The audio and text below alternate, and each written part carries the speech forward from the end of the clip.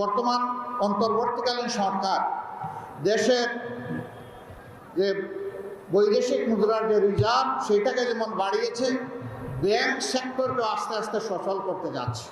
একই অবস্থা কোর্ট কাছারি, অফিস আদালত, ব্যাংক, বিমা সেক্টর, কর্পোরেশন, মিল, ফ্যাক্টরি, ইন্ডাস্ট্রি, খেতে কামারে সব জায়গায় একই অবস্থা। যেখানেই যার শক্তি আছে সে দুর্বলের উপর তাণ্ডব চালায়, দুর্বলের পকেট কাটে। যে যত বেশি ধনী এবং জ্ঞানী আমাদের সমাজে এইরকম কিছু মানুষ আসে, সে তত বেশি চোর এবং ডাকাত।